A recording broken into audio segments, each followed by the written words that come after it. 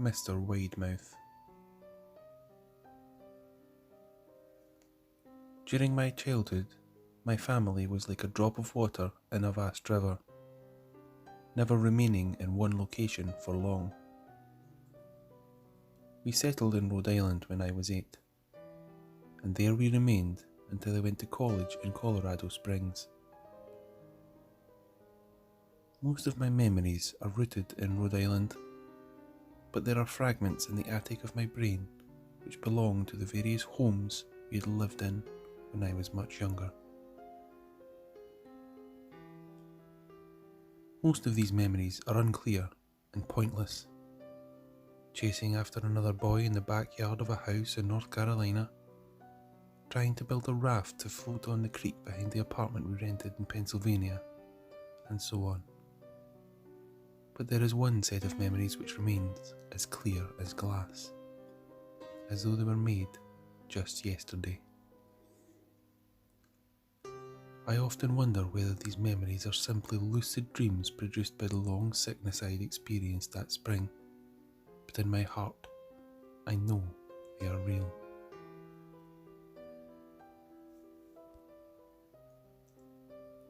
We were living in a house just outside the bustling metropolis of New Vineyard, Maine, population 643. It was a large structure, especially for a family of 3. There were a number of rooms that I didn't see in the 5 months we resided there. In some ways, it was a waste of space. But it was the only house on the market at the time, at least within an hour's commute of my father's place of work.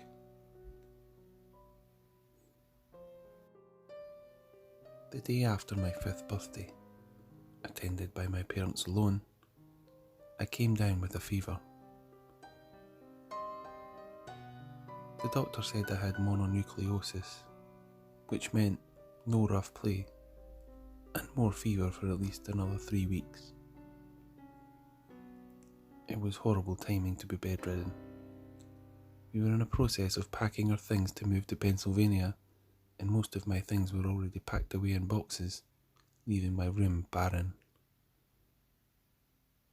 My mother brought me ginger ale and books several times a day, and these served the function of being my primary form of entertainment for the next few weeks.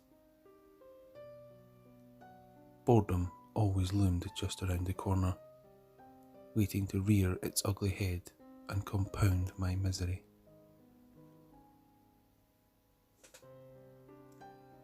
I don't exactly recall how I met Mr. Widemouth. I think it was about a week after I was diagnosed with mono. My first memory of the small creature was asking him if he had a name.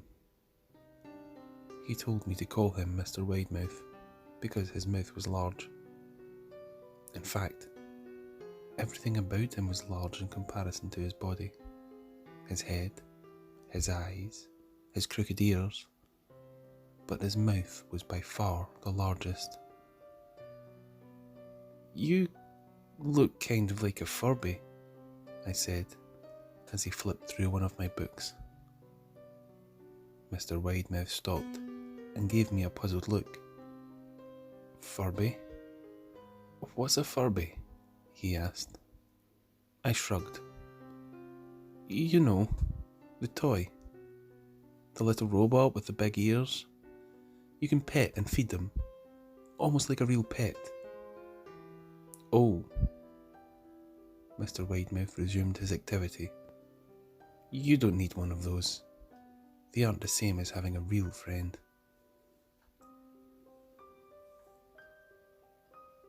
I remember Mr. Widemouth disappearing every time my mother stopped to check in on me. "I lay under your bed," he later explained. "I don't want your parents to see me because I'm afraid they won't let us play anymore." We didn't do much during those first few days. Mr. Widemouth just looked at my books, fascinated by the stories and pictures they contained. The 3rd or 4th morning after I met him, He greeted me with a large smile on his face. "I have a new game we can play," he said. "We have to wait until after your mother comes to check on you, because she can't see us play it. It's a secret game." After my mother delivered more books and soda at the usual time, Mr. Widemouth slipped from under the bed and tugged my hand. "We have to go to the room at the end of this hallway," he said. I objected at first, as my parents had forbidden me to leave my bed without their permission. But Mr. Widemouth persisted until I gave in. The room in question had no furniture or wallpaper. Its only distinguishing feature was a window opposite the doorway. Mr. Widemouth darted across the room and gave the window a firm push, flinging it open.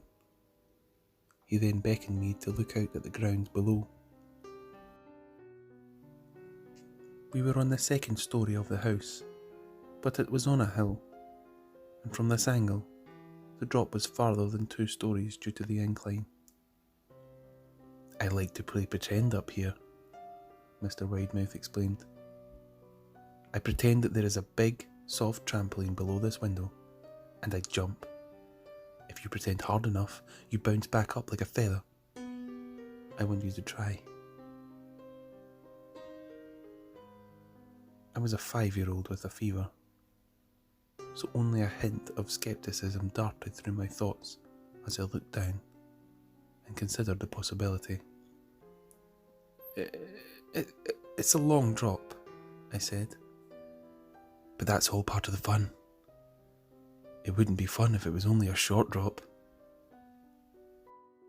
"If it were, you may as well just bounce on a real trampoline." I toyed with the idea, picturing myself falling through the air only to bounce back in the window on something unseen by the human eyes. But the realist in me prevailed.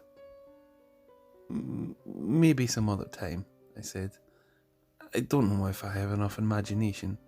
I could get hurt." Mr. Widemouth's face contorted into a snarl, but only for a moment. Anger gave way to disappointment. "If you say so," he said. He spent the rest of the day under my bed, quiet as a mouse. The following morning, Mr. Widemouth arrived holding a small box. "I want to teach you how to juggle," he said. "Here are some things you can use to practice before I start giving you lessons." I looked in the box. It was full of knives. "My parents will kill me," I shouted, horrified that Mr. Widemouth had brought knives into my room. Objects that my parents would never allow me to touch. Mr. Widemouth frowned. "It's fun to juggle with these. I want you to try it." I pushed the box away. I can't. I'll get in trouble. Knives aren't safe to just throw in the air." Mr. Widemouth's frown deepened into a scowl. He took the box of knives and slid under my bed, remaining there the rest of the day. I began to wonder how often he was under me.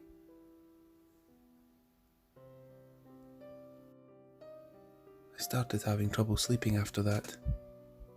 Mr. Widemouth often woke me up at night, saying he put a real trampoline under the window, a big one that I couldn't see in the dark.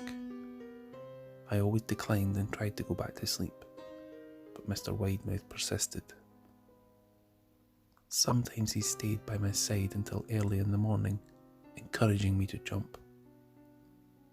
He wasn't so fun to play with anymore. My mother came to me one morning and told me that I had permission to walk outside. She thought the fresh air would be good for me, especially after having been confined to my room for so long. Ecstatic, I put on my sneakers and trotted out the back porch, yearning to feel the sun on my face. Mr. Widemouth was waiting for me. "I have something I want you to see," he said. I must have given him a weird look, because he then said, "It's safe, I promise." I followed him to the beginning of the deer trail, which ran through the woods beside the house. "This is an important path," he explained. "I have had lots of friends about your age. When they were ready, I took them down this path to a special place. You aren't ready yet, but one day I hope to take you there." I returned to the house, wondering what kind of place lay beyond that trail. 2 weeks after I met Mr. Widemouth, the last load of our things had been packed into a moving truck. I would be in the cab of that truck, sitting next to my father for the long drive to Pennsylvania. I considered telling Mr. Widemouth that I would be leaving, but even at 5 years old, I was beginning to suspect that perhaps the creature's intentions were not to my benefit, despite what he said otherwise.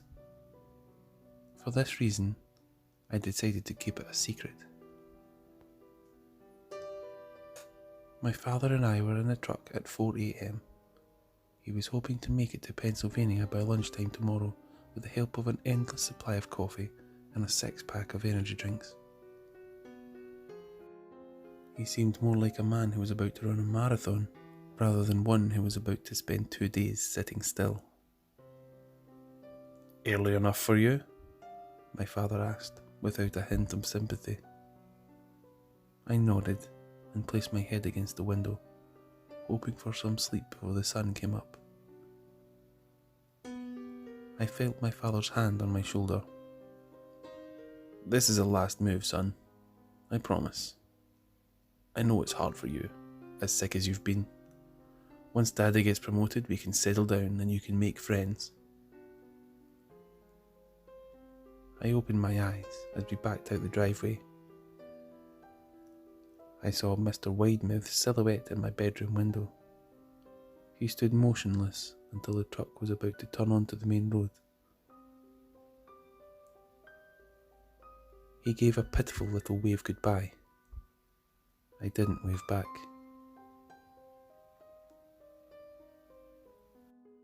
Years later, I returned to New Vineyard. The piece of land our house stood upon was empty except for the foundation, as the house burned down a few years after my family left. Out of curiosity, I followed the deer trail that Mr. Widemouth had shown me. Part of me expected him to jump out from behind a tree and scare the living bejesus out of me. But I felt that Mr. Widemouth was gone. Something tied to that house that no longer existed. The trail ended at the New Vineyard Memorial Cemetery. Many of the tombstones belonged to children.